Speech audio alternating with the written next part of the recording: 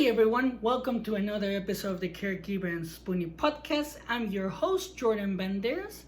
And before we get started, don't forget to subscribe so you don't miss any episodes of the podcast. And let's go ahead and get into today's episode. Today should be a good one as well. Now, this is something that I heard that really has had an impact in my life. That's pretty much says like change the changeable. That's why I wanted to name this episode that, because it had a very good impact in my life. So here's the thing about this particular phrase: change the changeable. There are things in our life that we need to figure out, and somehow in some way some of those things are hard to change, and they're very small sometimes, or they might be very big. And these are things that sometimes we know that we need to change, but we don't want to, or we don't even know that they need to change, but they need to be changed. And once we make those little changes or big changes, then our life can improve a little bit. And it's very important, because when you know, this is if you know, let's go into that route first. When you know that you need to change certain things about yourself, like your attitude. That's a problem that I had growing up. My attitude was horrible. Like, I had a bad attitude because of the way that I was raised. So in this situation, I knew that I needed to change my attitude and the way that I talk to people, but I didn't know how. I didn't know what to do, but I didn't want to look weak. So I was like, I'm not changing. This is the way that I am. And then I met my wife. She helped me change. I got the help that I needed, and she helped me change. And now I'm doing a lot better in regards to my attitude. And there are other things that I feel like that's a big thing, And I knew that I needed to change, but I didn't know how. Then there are other little things that you don't even know, and people tell you like, "Hey, you need to change this," and you're like, I don't see the point. I don't see the reason why it needs to change. But the reason why we don't see that, it's because we don't really pay attention on what we're doing. We're sometimes we go into like automatic mode where we just do random things automatically, because we've been doing it for so long. It's pretty much like a habit. A habit, like you like, for a spoonie, let's say. There are certain foods that can cause anxiety, like coffee, like depending on how your body absorbs it. There's certain things. So let's just say like your doctor tells you, hey, all of your anxiety is caused because you drink like 64 ounces of coffee. I know people that do that. So when the doctor tells you that, you're like, but I've done it for life. I've done so many things. Or another case, like, I know somebody that is lactose intolerant. All of a sudden he went lactose intolerant because he can't drink milk. But he's all like, why would I stop drinking milk when I have drank milk my whole life? I'm like, but doesn't that make you sick though?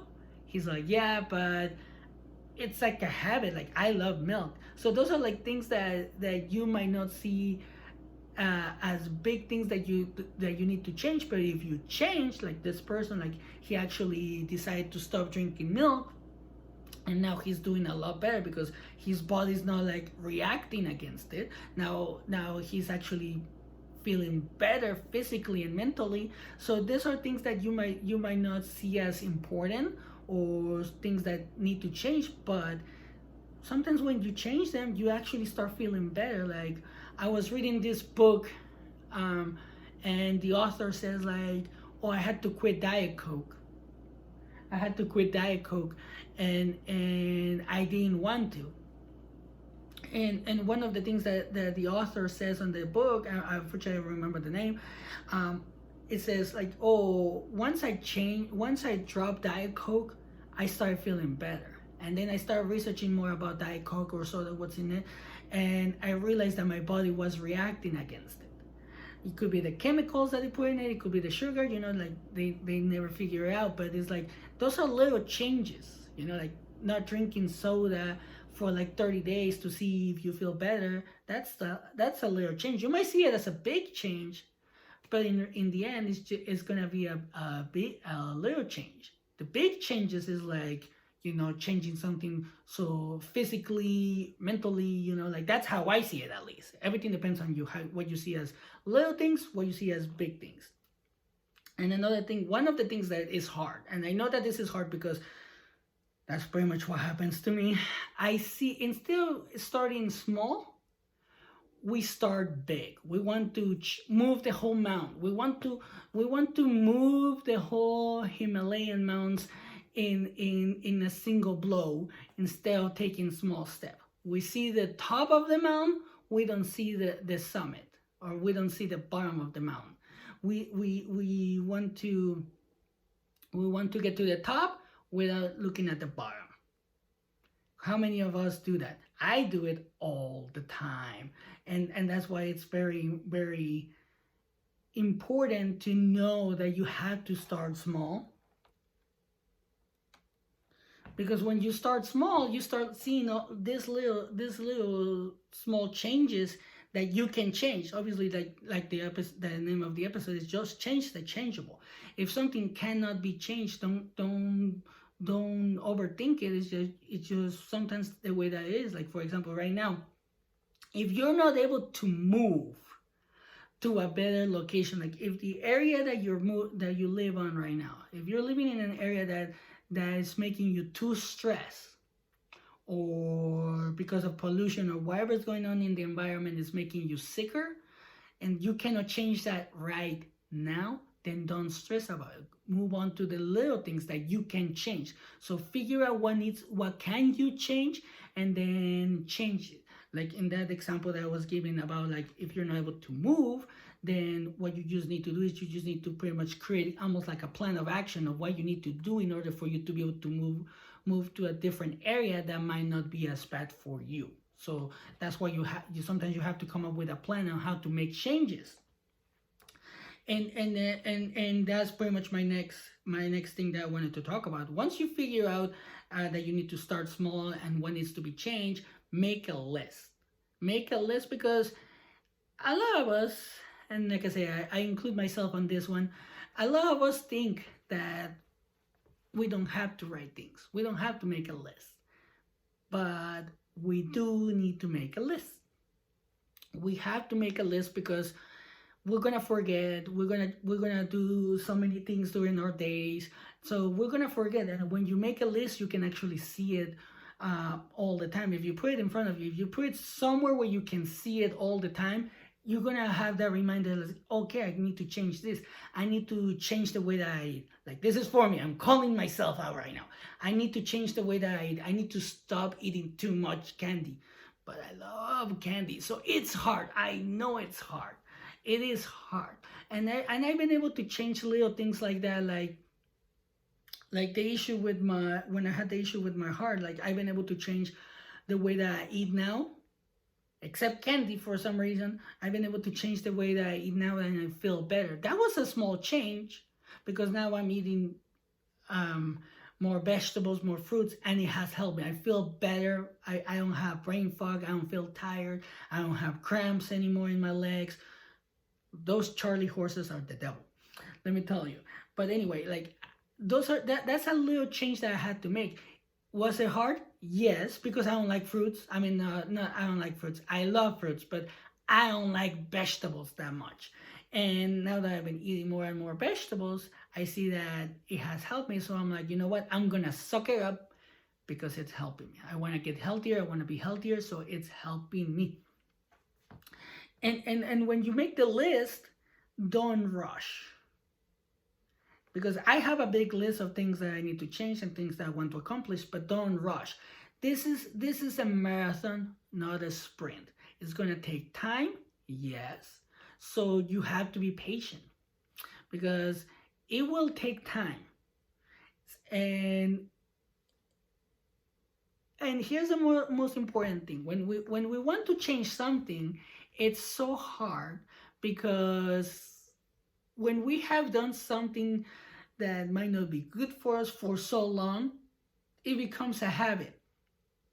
And when it becomes a habit, your brain gets used to it. So your brain might do it automatically without even thinking about it, like waking up and drinking, like I said, like I know people that they, as soon as they wake up, they drink like 64 ounces of coffee, which is a lot. They drink it within like 1 or 2 hours, but still that's a lot, you know.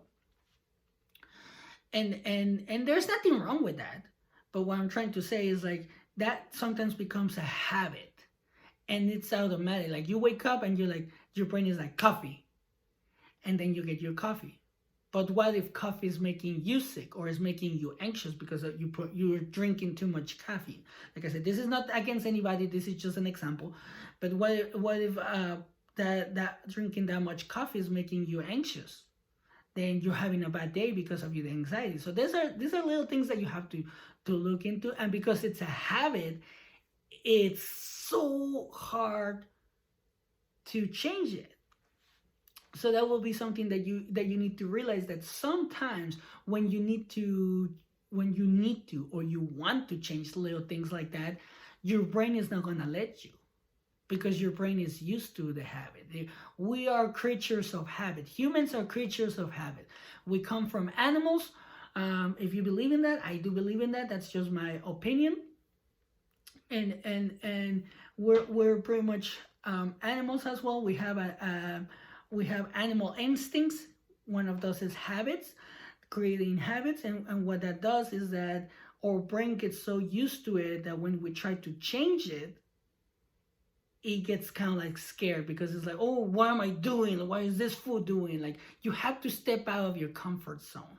Like making coffee in the morning, you're gonna feel good about it. That's because you feel that comfort from the actual coffee. Like you're like, oh, my caffeine. Like I know people that wake up in the morning, like as soon as they wake up, they have to have a soda, or they have to have certain things. Like that's a habit. Like in my case, the way that I was cutting those habits, I used to wake up every morning and have chocolate. I have chocolate. So when I tried to change that, it was so hard. Like I was like, oh my gosh, I want to. Like your brain very much will tell you, like, you have to do this. Like this is what we've been doing forever. Like this is what we've been doing forever, and now you're cutting me off. So it's hard, and it doesn't have to be food. It's just something that you do. And when you make those changes, you're literally stepping out of your comfort zone, because you're not going to get the same comfort of doing it. So you're literally stepping out of your comfort zone. And that's one of the most important things and the hardest things that you're going to be doing in your life. Believe me, like stepping out of your comfort zone, like me doing the podcast was stepping out of my comfort zone in so many ways. You can ask my wife. If you know her, send her a message and she will tell you, because I used to not be a talker. Like my voice was silenced because of the way that I was raised. I was always told, like, don't talk, don't say things like that, whatever, because I don't know why, but that's pretty much what I was told all the time. So when I started doing the podcast, or when I started opening up more, I was anxious. I was so anxious about it, because I was stepping out of my comfort zone, and I knew that was something that I needed to change. I was like something changeable, like instead of being so quiet, I will engage more. And now that I'm doing it, I feel comfortable. But at the beginning, it was so hard. Like it was absolutely a nightmare. So you might have the same situation with things like that, like you're too quiet and then you start talking, you start opening up. You're an introvert and then now you're an extrovert, or you want to be an extrovert. So it's little things like that, and sometimes not so big things like that. Like for example, you might have to change doctors, because the doctor, and again, I like to talk about doctors because that's what I've been dealing with right now since my wife became sick. And there's nothing wrong with it. It's just that doctors sometimes don't pay attention, or they think they're always right. So you might want to change doctors, but you don't feel comfortable, because it's like, what if the new doctor is not the same, whatever? Well, you don't have to tell your doctor that you're going to change to a different doctor. You can just go try the new doctor, talk to that doctor, and if that doctor doesn't work, you can always go back to the doctor, and the old doctor might not ever know that you went to see a new doctor. It's not like they talk to each other. There's confidentiality, and even if they do, they can't do anything against you. That's HIPAA violation, just so you're aware of. That's a HIPAA violation, and then you can sue them and make a lot of money. But anyway, so those are little things that you might change. There's big things like changing doctors, changing like partners, like leaving somebody because that person doesn't treat you the way that you should be treated or that you want to be treated. So there's so many things that need to change. But once you start making the right changes, and if you start little by little, don't push it. Like I said, it's a marathon, not a sprint. You're gonna see changes in yourself. You're gonna be able to prove to yourself that you can do hard things little by little. And one of the things that's going to do is gonna prove to you that no matter what's gonna be in front of you, you can get through it.